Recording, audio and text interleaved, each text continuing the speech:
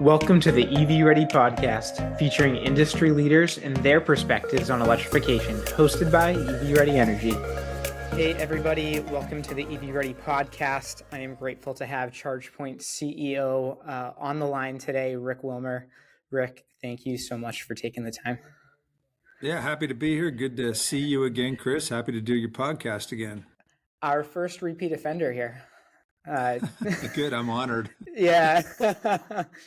Awesome. And it's funny because I've been out to, I went out to headquarters like 3 months ago.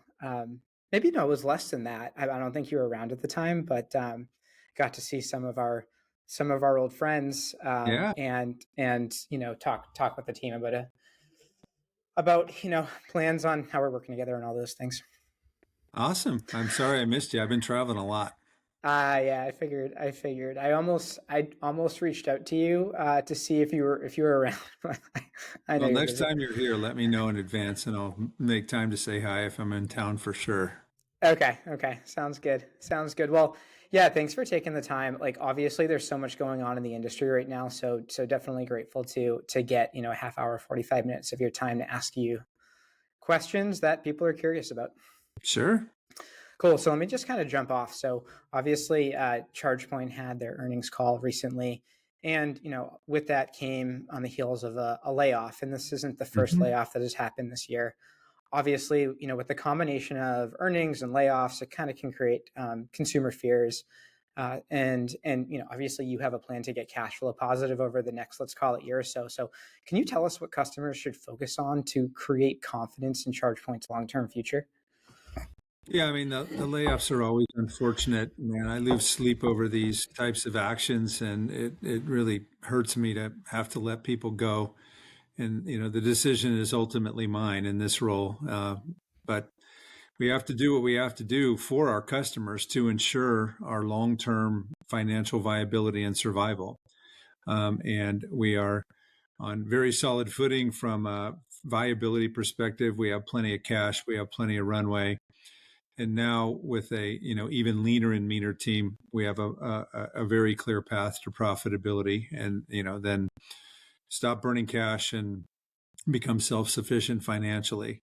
So the process that we went through over since I took the job last November as CEO was really, every situation like this is different when you're trying to get a company on track towards profitability and really executing flawlessly. And it started with really getting much better at building the right amount of product to meet demand at the right cost, followed by supporting our customers well. And we had room to improve in both areas, in addition to just overall operational execution and excellence across all functions. And without those things running well, and there's always room to improve, it doesn't make much sense to really get aggressive and drive, sales and revenue growth, because you'll just create a bigger mess.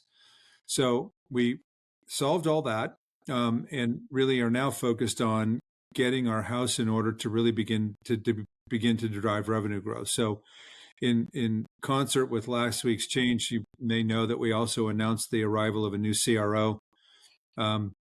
And we've made some organizational changes in the overall sales and marketing area to really, in my opinion, put us in a position to drive growth, as a cost-effective, lean and mean team across the board. So that's where we're at today. And now we're moving into what I call execution phase, which I'm very excited about because it's a lot more fun than the restructuring phase that we just got finished with. Yeah, no doubt about that. My next question for you. So ChargePoint is evolving in its methodology. So back in the day, in the earlier part of its history, the focus was 100% on ChargePoint-manufactured hardware, obviously ChargePoint software, because that's the bread and butter, and then ChargePoint's services, warranties, things like that.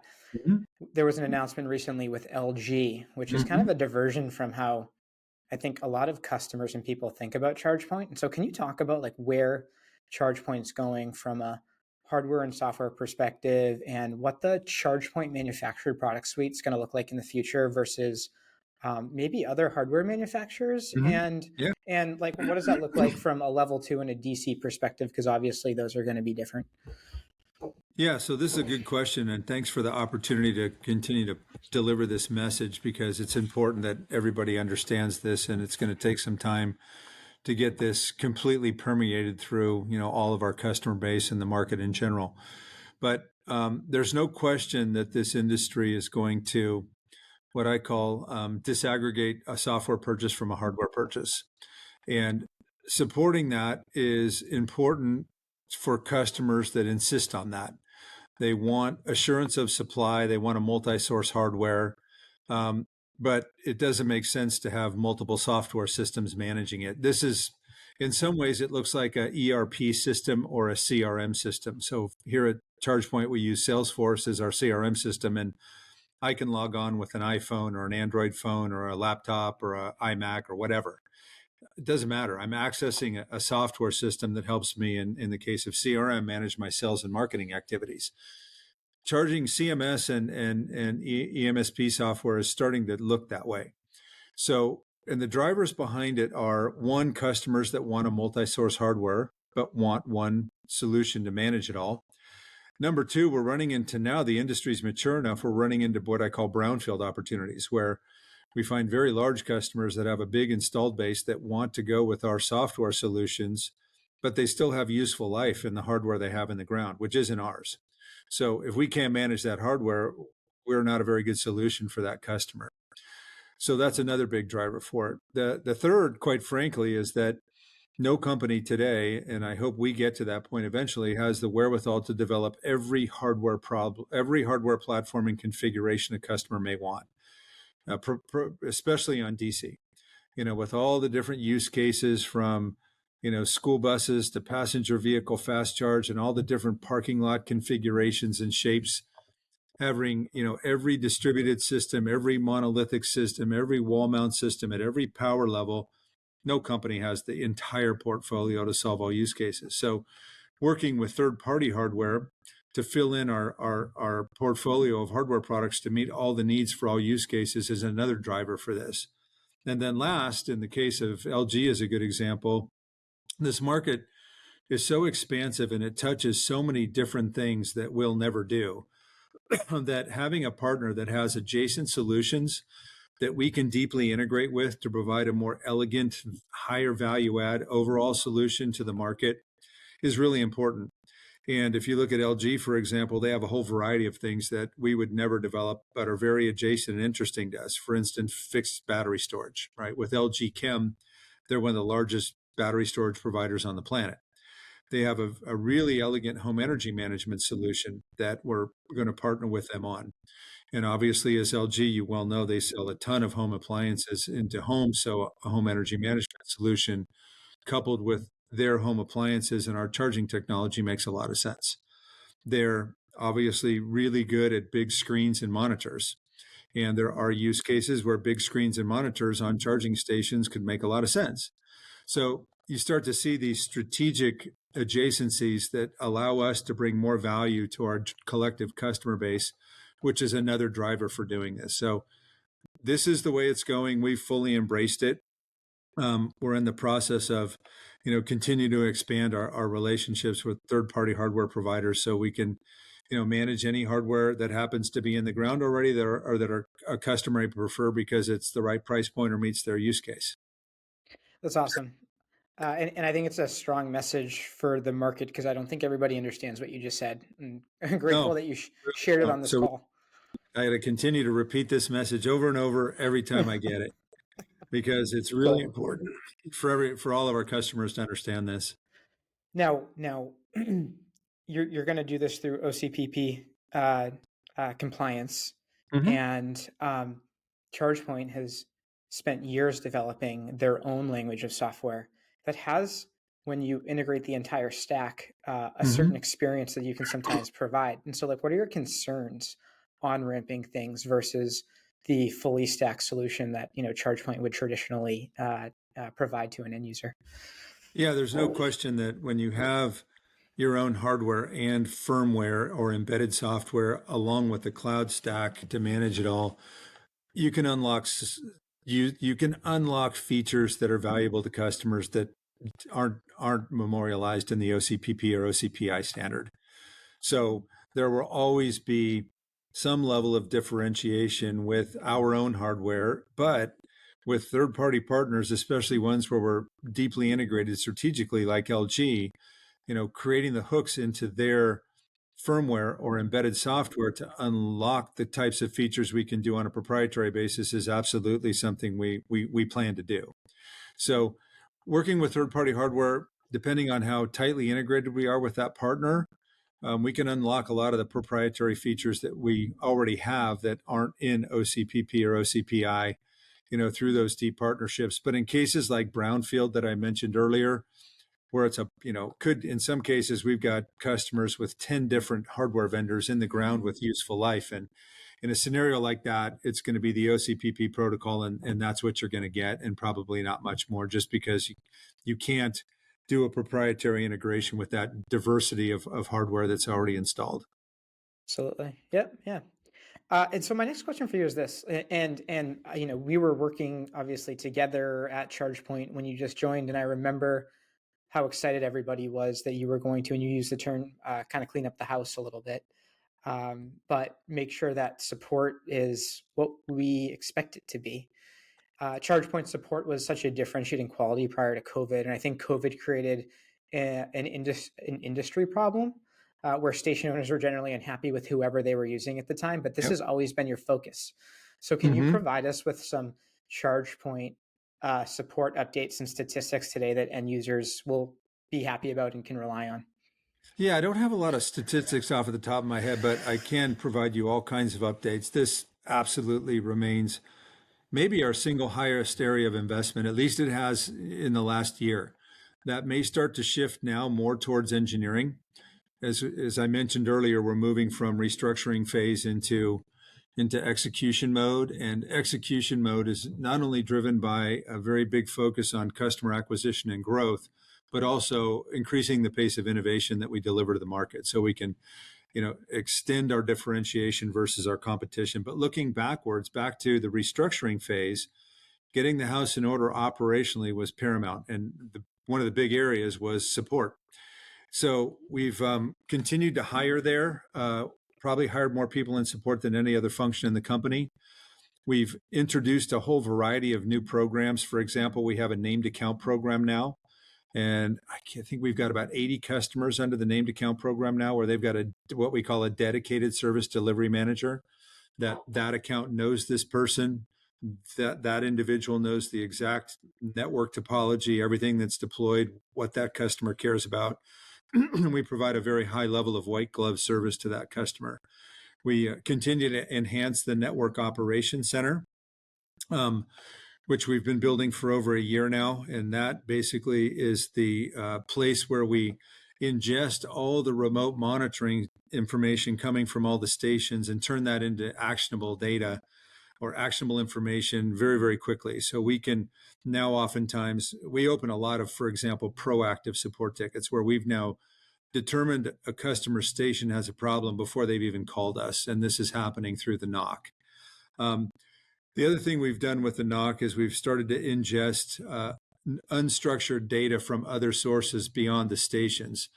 For example, social media posts and calls to our driver support line. We can now take that information, correlate it with other information, and try and make a repair or a diagnosis and repair actionable based on bits and pieces of information coming from different places. And then most recently, we did a press release about this, but we introduced what we call our picture to resolution feature in our mobile app.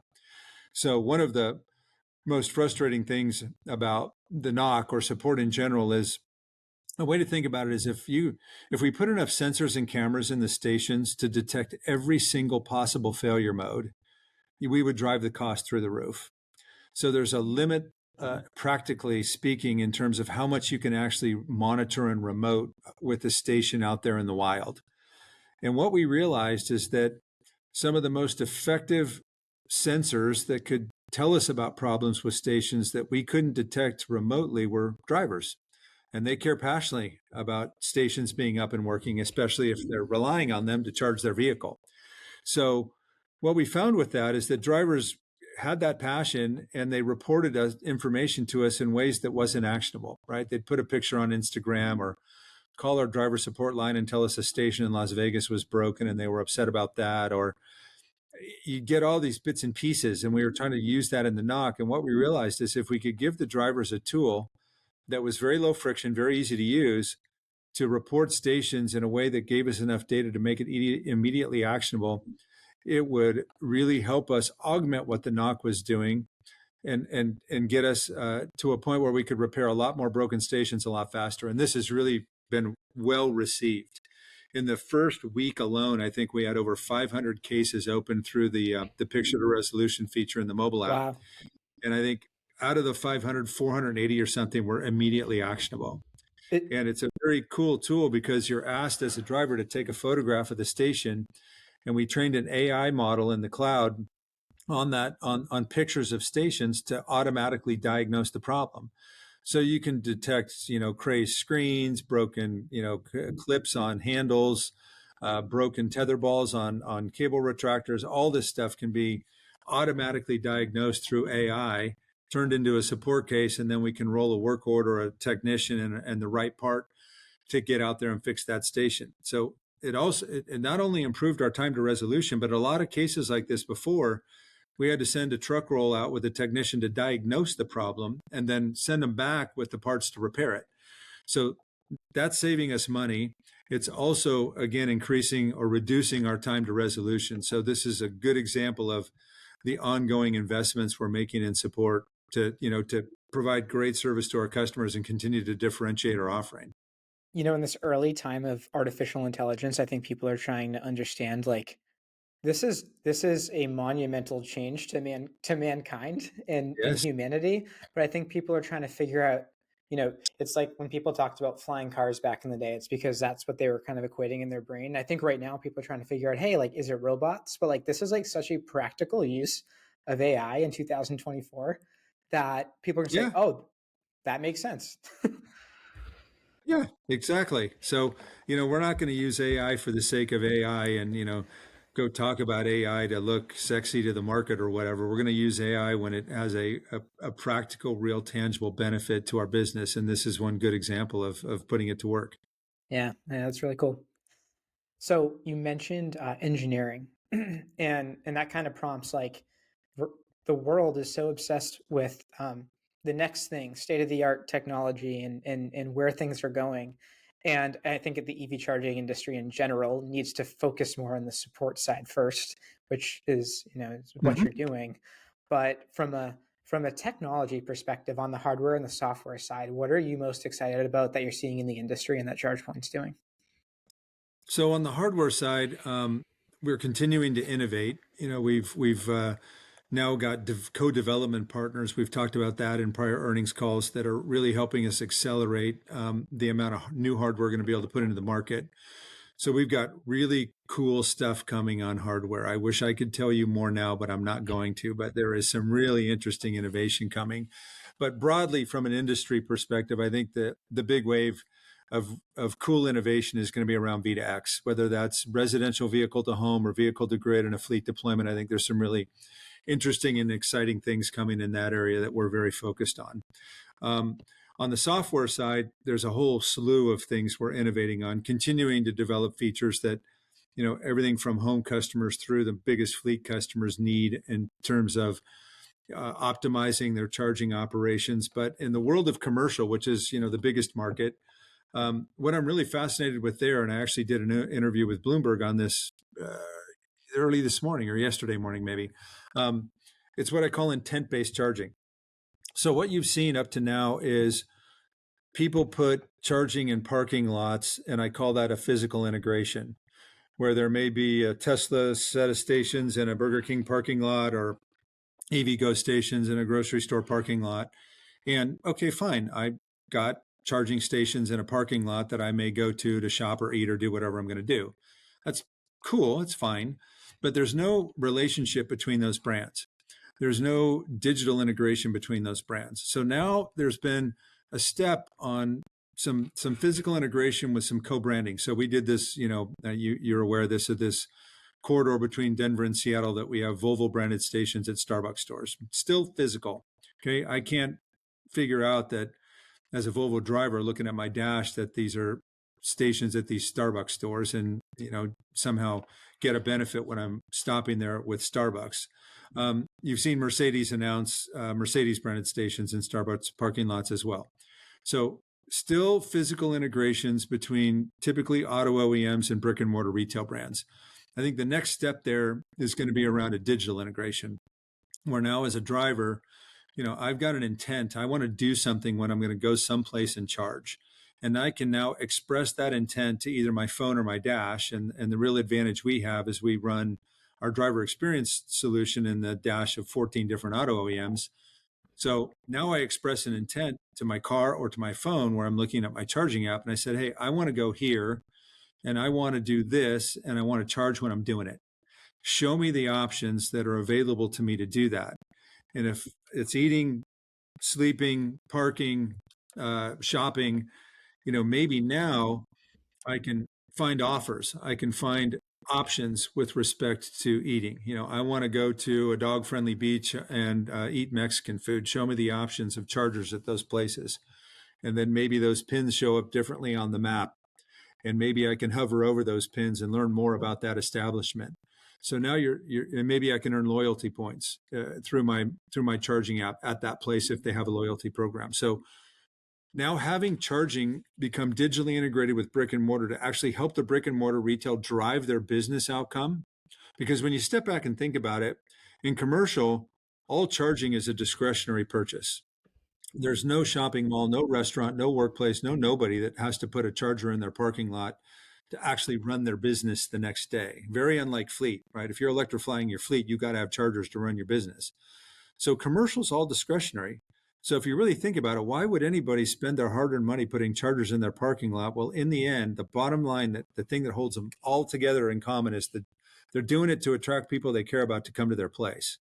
So if we can actually get those people to come and stay there, shop there, spend more, dwell there longer, we're going to help drive their business outcomes. And that's going to happen through what I'm calling intent-based charging. And that's an area where we're going to be focused on innovating.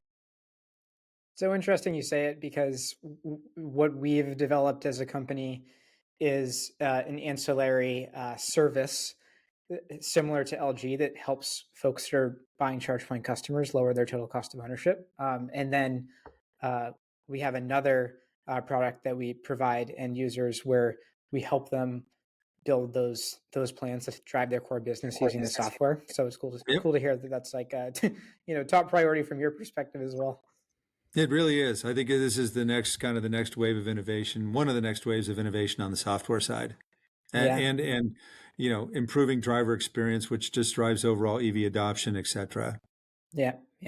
I think right now, like in general, like the average customer, I always say like they kind of view some of these software opportunities to drive the core business like they thought about cell phone apps in 2008. And probably in 5 or 10 years, these are all just going to be no-brainers that everybody's doing. But right now, it's like this new thing. Exactly. There's so much room to innovate in this whole market. It's exciting as heck. It is. Well, I'm going to ask you 2 questions as like the final conversation piece here. So right now, obviously we're in election season. It couldn't be, it's a volatile people's opinions. And unfortunately, this is just my opinion. Unfortunately, EV charging is like a partisan topic publicly, where I don't think it should be. I think it should just be a new technology, but it is what it is. So it's election season. We're 2 months away. How does the election impact ChargePoint? How does it impact the rest of the industry? What are your concerns, or maybe do you not have any? And then what would your final message be to ChargePoint customers about that? Yeah. So on the election, I think it's at most it's a speed bump, depending on what the outcome is. I think market forces are so much stronger than any political outcome. There's been over $500 billion spent electrifying the world's transportation system. No one's walking out on that. There's too much momentum. There's too many auto OEMs that are past the tipping point, and their CEOs have admitted it. They're only seeing growth in EVs. this is the future, and no political election can change that, in my opinion. Now, if government policies change regarding subsidies for electric vehicles, that could create a bit of a speed bump, maybe slow things down. But even then, if it's federal, which this election is, the more liberal coastal states, the more progressive states aren't changing their policies. And there's plenty of grant money that comes from the state level. And independent of that, Europe's not going to change because of the US election outcome. So again, it could create some uncertainty and maybe a little speed bump, but in the grand scheme of things, in the big picture, it's at most that, because the market forces the benefits of electrification, whether that's, decreasing greenhouse emissions or just creating better driver experiences or lower cost driver experiences or whatever, it's going to overwhelm any political election and any outcome, in my opinion. Yeah. And then in terms of just an overall message, we're moving into growth phase. We're going to be here for our customers. We are now in a position to support you exceptionally well.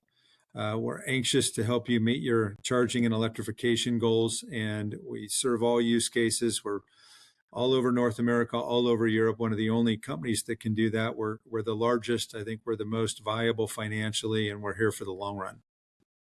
Awesome. Well, hey, thank you so much for taking the time to talk through all this. I think especially a few of the updates, I think first time people will end up hearing them and they'll be excited about it. So really appreciate it. Well, it's an honor to be the first two-timer, and maybe I'll have a chance to be the first three-timer. It's great to talk to you again. Thanks, man. Appreciate it. All right, Chris, you take care.